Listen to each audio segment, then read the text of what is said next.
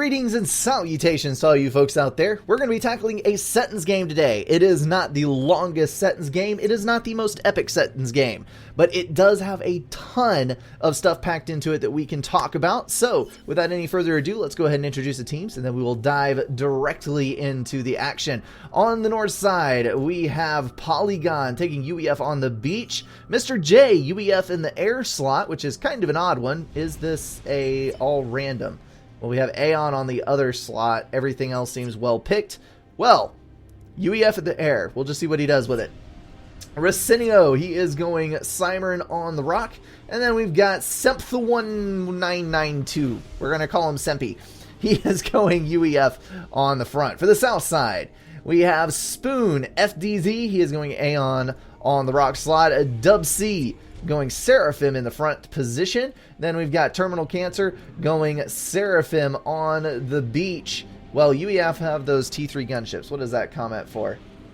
And Jazzy going Aeon on the air slot. So this was random. You lucky bastard, talking about him getting Aeon for the pick. Well, if I got UEF, I would just go Comm Drop and not even worry about it. But we'll just have to see how these players figure everything out. As far as rankings go, we have 800 through 1400, 1400 matchup on air, 13s and 12s for all the other positions. Then we have a 1000 and an 800 on front versus each other. So this is going to be the lowest rated player in the game, possibly the weak link. We'll just have to see how he handles himself on the front line. So we have a Mech Marine out very, very early for Sempy. He is going to be trekking towards the front with his commander, as is normal. And we have another engineer moving up here as well to grab that reclaim on the back side. And I'm not sure why he's grabbing a mass extractor before going to reclaim. That is a little bit of an odd positioning, but we'll just have to see what happens. We've got a lot of manual reclaim there. We've got second air going down for Spoon, which is pretty typical. You want to get to the island as quickly as you possibly can. We've got second air going down for Terminal Cancer, who has got a mech surrounded and is already nabbing an upgrade in anticipation of the mass flowing in. This Mech Marine has gone all the way around the outside edge and has left behind his Snoop, which is going to keep a little eye out. Keep radar coverage on that north side. Over here, we have an air factory going down for Racinio, however you pronounce that name, and then naval factories for Polygon in place of an air factory. So I think that is going to be an absolutely vicious frigate rush. I mean, frigate rush like nobody has ever seen before. That is freaking early. We have an engagement over here. Sempy grabbing one wreck there. Dub C grabbing that. And they have manual orders all the way around. And I think that is actually Sempy with the move orders planned there. No, it is not. That is Dub C. I hear the Mech Marine firing. He is in the back. He is going to, well, he's probably not going to kill the Hydra if he chooses to stand right there, but we'll have to see how he does. I am not entirely on board with going after the Rex. I have found that you actually get more reclaim going after the T3 Rex and leaving the Salems alone and not worrying about the boats. Yes, they're nice, big, juicy targets, but you will get more mass total reclaiming in here and cleaning up the back end with your engineer. So it's a little bit counterintuitive, but going that way, I pretty consistently get well over 50%, even though the other player does go for the larger Rex. So we've got 3 engineers. Gonna throw down a land factory.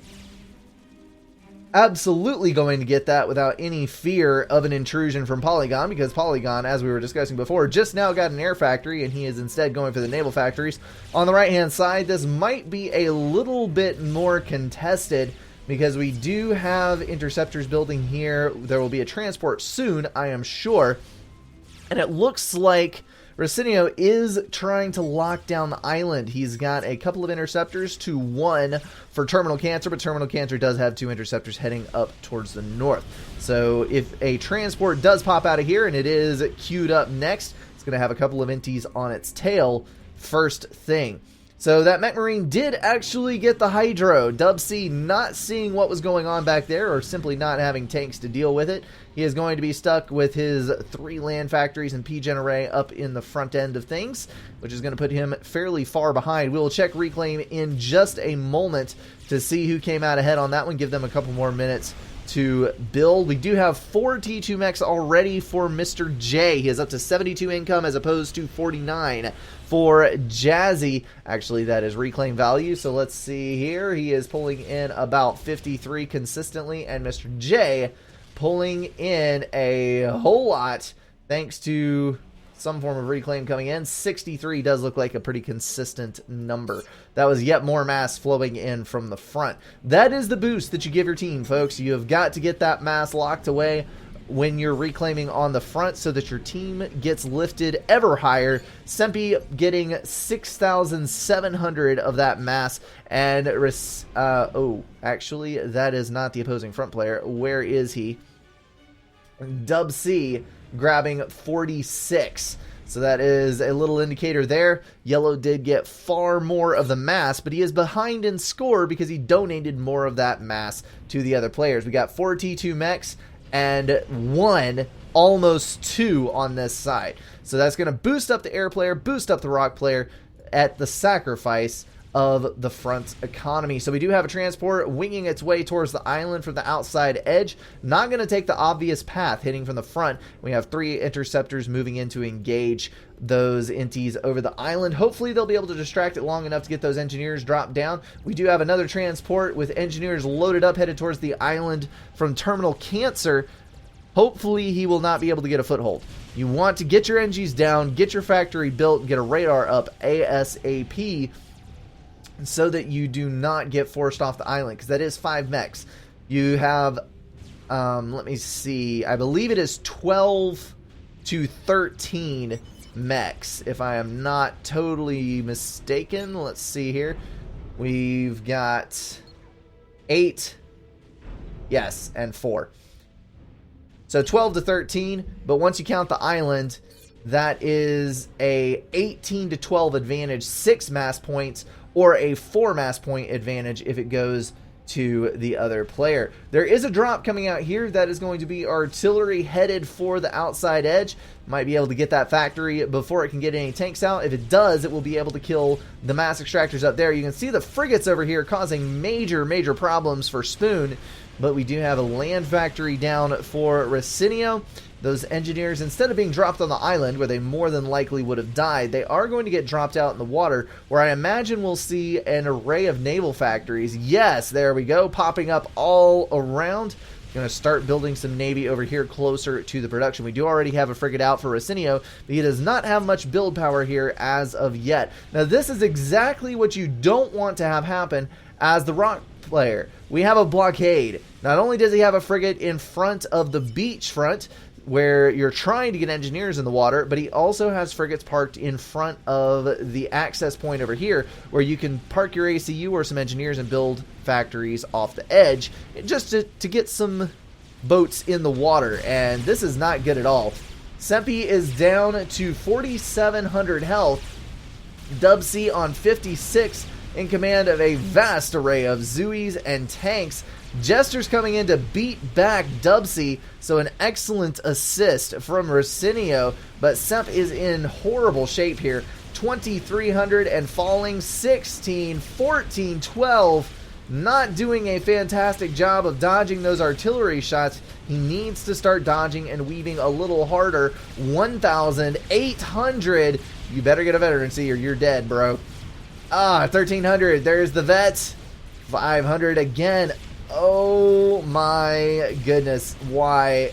There comes the artillery shot. It connects. 111 health. Oh, 50 health. And he got the last artillery over there. The Jesters cleaned it up before they got shot down, and he is going to escape. That was close. Holy crap. Bomber coming in, killing off 5 engineers, in addition to the 2 that were killed there. So all of the build power is gone for Racinio, and there is a commander drop. At 8 minutes, exactly 9 minutes, he is crossing the halfway point, edging into the opponent's side of the map. This is not good at all. We have a factory lock over here with the bombers. Although the frigates are, yep, there goes the bomber. So it's not as bad as it seems, but the production advantage here is tremendous. Finally getting some engineers in the water over here, but there are enough frigates and other things that will become a serious problem. Let's check in. Jazzy just starting his factory. Here comes Mr. J dropping in there. He has got a T3 commander. Going to start laying down T1 point defense like a madman. T3 ACU is going to be able to easily outstrip all those NGs in production. He has just got to kill all the engineers, soak up damage with his beefy ACU, 1800 health on that one. He's killing engineers over there in the background with the T2 transport hovering around for a little bit of extra intel. He is going to demolish this base, and now he's got triads planned in order to get that extra little bit of range, extra little bit of area of effect to kill off those engineers more effectively. It is in range of a T1 point defense, unfortunately, but he's got more coming. That T3 ACU is such a fearsome thing. If you don't see it coming, it is incredibly difficult to counter, although those T1 point defense are actually doing a phenomenal job of countering those triads. When you're building triads in range of T1 point defense, the T1 point defense are probably going to win. We've got Oblivion turrets in the back. Jazzy saying, react, comm drop, need assist. Truer words were never spoken, because if you do not take care of a comm drop very, very early, you're gonna have a bad time. Those artillery are still messing up the back here. Lost all of those mechs, dodging bombers, killed off a couple of T2s there. The island belongs to Spoon, but he does not have any presence in the water any longer. 3 subs left over from that dead factory. That is all that's left of that attempt to get back into the water. The T2 transport doing a phenomenal job of keeping constant intel on that side. Jazzy was going to try to get a T2 shield up, but the Triad was able to pin down that T2 engineer and eliminate all of that building potential. That PGen is going to go down, but double resource allocation is on the ACU, so that's nothing to worry about. He's trying to get a T2 mechs up. There we go. Increase his eco a little bit just so that he has something to build with. Mr. J moving in, laying down a shield, starting construction on a little bit more of a base. He's going to lock down this position.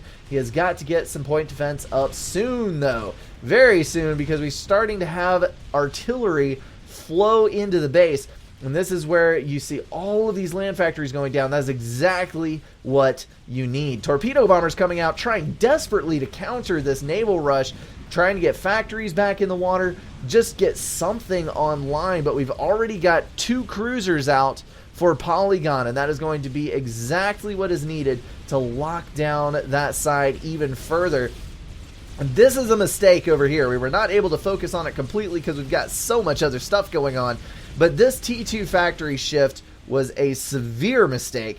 You do not want to try to drop T2 when you're already at a huge disadvantage in naval numbers, because that is less time spent producing units and more time spent spending your mass on something that cannot defend itself. If he gets a T2 unit out of that, he is going to be ridiculously lucky. But those are moving off because we do have some torpedo defense going down. 845 health, 700 health, and still going downwards.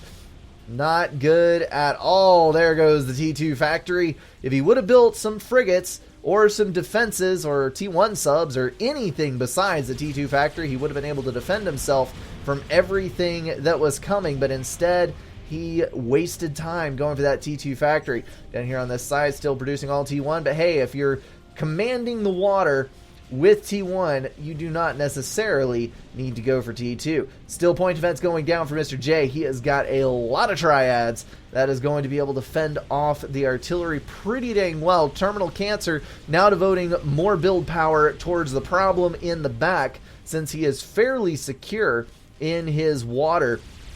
And up on the front line, we do have a push from Dub C. He has got a lot of T1 units, and he's moving up north. You can see he killed off all this build power. He's made a lot of progress, but Semp was able to go T2. He's got pillars out, which do fantastically well, and he is going to stall that advance and probably be able to push forward towards the south side before too much longer. There's a tremendous amount of spam happening, but it is not going to be able to hold out versus some well-microed pillars, which can dodge all of those arty shots.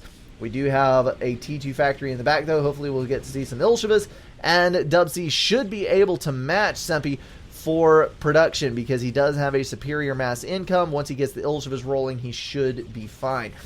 The cruisers are now bearing down on Spoon's base, and this is pretty much worst case scenario for Naval Lock. You're going to lose your base, you're going to lose everything. This is not a good ending to the day. Mr. J doing very well in the back end here, building some land factories. He's got tack launchers. That is dangerous for this side if these guys don't get tack defense online soon. They're going to start losing some eco. And this is pretty much best thing. We talked about worst case scenario. This is best case scenario for a comm drop. You're going to be able to tack missile everything within reach, reclaim the base, add all of that eco to your own. The only bad thing, there we go, T3 Air Factory upgrade incoming. He started a T3 PGen before he left, and that was a very wise thing to do. He was able to finish it later. You're going to be a little bit delayed on T3 Air because you're building so much stuff. And now we have the March of the Arty. They're cresting the hill, crashing down upon this base. The question is, can the Triads generate enough fire to actually eliminate all of those?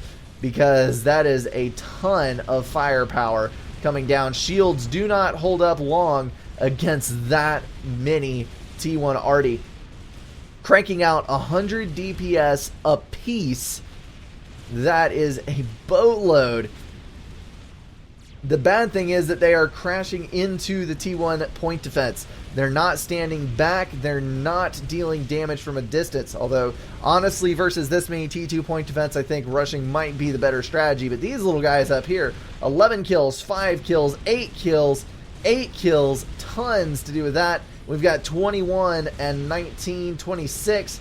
These point defense have definitely paid for themselves in all of the kills that they've gotten. Even these in the back here, 9, 5, 4, 13. Some tremendous values there, and I just cocked my camera over. Hold on, how do I get back here? I am not actually sure. Let's just rotate all the way around. There we go. That's relatively straight. I changed my hotkey, and I'm not sure what I changed it to, but we're just going to roll with it like this. Okay, Mr. J's still got a little bit of air cover around him, so he doesn't really have much to fear. And then Blue is able to field enough interceptors on his own that he was able to kill off whatever air was threatening his navy over here. So we're not going to see a whole lot of air in this game. I mean, T3 air has been eliminated for the south side, obviously, but even on the north side, the decreased production is understandable. So this is going to be decided by land and naval forces, which is kind of an unusual thing on Setons. Let's go down here. I can actually check, but it's going to take away from the video, so I'm not going to. Cruisers, eliminating those naval factories rather, but we do have a sneaky little build up here. That's an interesting one. Got T2 Navy down, building engineers from the two factories here and cranking out subs, which is actually a weakness of the UEF Navy if you do not have Coopers. There's a snipe coming in. Oh, a GC started. Jazzy cranking that one out. Doesn't have a whole lot of economy himself, but he is pinging for assistance from his teammates. If Terminal Cancer can assist that.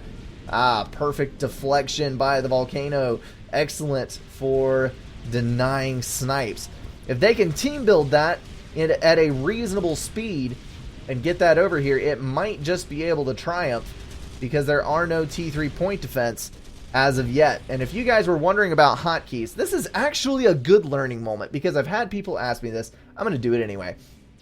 F1, key bindings. There's a lot of interesting things in here where you can do the instant control K. You can do, you can hotkey the bandwidth usage window and REN network stats. You can hotkey it. So that is a lot of cool stuff that you can do while we're disrupting everything in the middle of a cast. Now the problem is that I reset some things, and I do not remember what I set.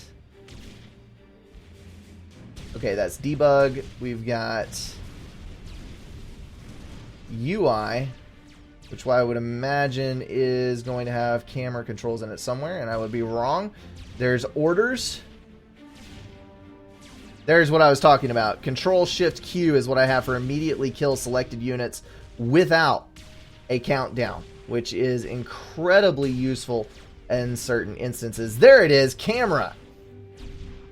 Reset camera is hotkeyed to L. Why did I put it on L?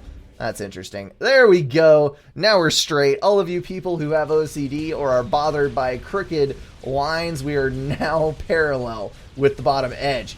So, we've got land factories being control-K'd there. Engineers moving into reclaim. Turn all of that mass into a GC if possible. Jazzy is only pulling 86 mass per tick, and Terminal Cancer 138. So that's going to be a little bit difficult to crank out in a timely manner. Transport still pushing engineers to the top edge. Cruisers now eliminating Dub C's economy. Now, earlier I was saying he does have a chance, because if he can crank out enough Ilshivas with his superior economy, he is going to be doing very well.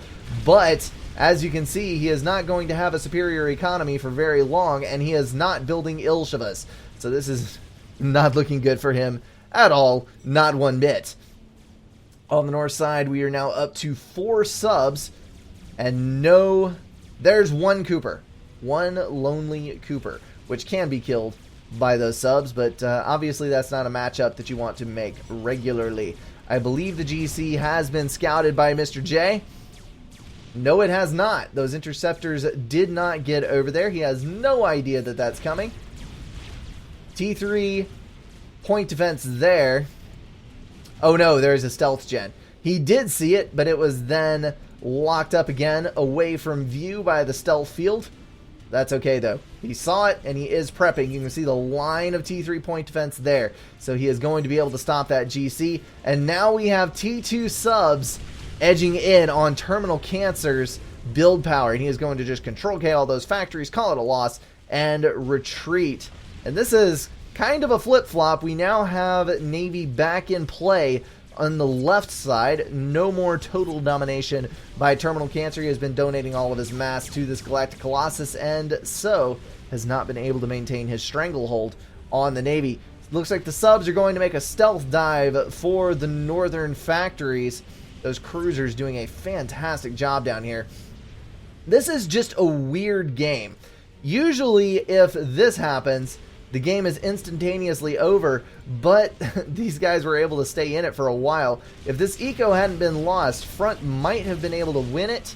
If the transport had been shot down, of course, that would have been GG. UEF is a hard uphill battle versus the other factions in terms of air anyway, because your options are pretty limited. The naval win was hard for the north side on this side. There's just a lot of odd stuff happening. It was one of those games where I looked at it, I was like, you know, there's some stuff going on here that is worth noting, even though the game might end a little anticlimactically. There's the Galactic Colossus. It is moving over. Now, this is a chance for coordination between the team members. Either all of these units need to be given, or they all need to be coordinated, because if all of the artillery moves in with the Galactic Colossus at the same time, it looks like it is on the move, then this has every chance of succeeding. Oh, there goes the commander. He is getting out of Dodge because he does not want to be there when that Galactic Colossus comes into reach, because bad things can happen. Subs moving in on the base. Hey, just target the ACU, because he is in the middle of an upgrade at the moment. You got enough subs, you could do a substantial amount of damage. Here comes the GC. T3 point defense on it, but he is dodging and weaving, even though he's lost about a third of his health already. T2 subs pushing back just a little bit there. GC moving in to trample that base. And the artillery cresting the hill. See, they were a bit late on the uptake there. If they had been on time, assisting the GC, drawing point defense fire, the GC might have lived long enough to make a difference, but as it is, the targeting is bad, the walking pattern is bad, trying to keep it alive, And now the artillery is going to go down as well. Dub C just now noticing, what happened back? Buddy, that was a long time ago in a galaxy far away that happened. Jazzy throwing out the GG there. I think that is going to be it. Commander flying around the outside edge trying to get in. We got a Control K there. You know what? I don't blame you for that, Control K. And people leaving left and right. Alright. That was a weird one. We had front almost die. We had the other front almost die. We had a comm drop. We had disorienting island and naval stuff because it didn't happen how it normally happens. An excellent naval lockup here. Hopefully this is stuff that you guys can use in your Seton's games, because this is a couple of examples of really good strategy that is out of the ordinary. You don't necessarily just have to build up in your lane, do things like you normally do. If you think outside the box and do different stuff, you have a very good chance of winning the game. Alrighty guys, that is going to wrap it up. Hopefully you enjoyed that little foray into Seton's land. If you want to see a long sentence, please send me a game. This was an oddball one. I am still totally up for casting a 1 hour plus epic Seton's game. It's been a while since we've had one. Honestly, I need to dig up a good one. And hopefully you guys will be content with this little fix to tide you over until the next one. Do not forget, tomorrow, if you're watching this cast on the day of release, Friday for everybody else, Friday the 14th, I am going to be doing Friday the 15th. I am looking at my calendar and being sadly mistaken. Going to be doing a live stream with Calvarox, 4 p.m. Eastern United States time. We're going to be casting a couple of ladder games, chatting it up with each other, and if you want to know the real pro level strategies for ladder, yeah, you can hear it straight from the mouth of a 2K ladder player. He actually knows what's going on a lot better than I do. As always, guys, thank you so much for watching. I'll see you in the next one.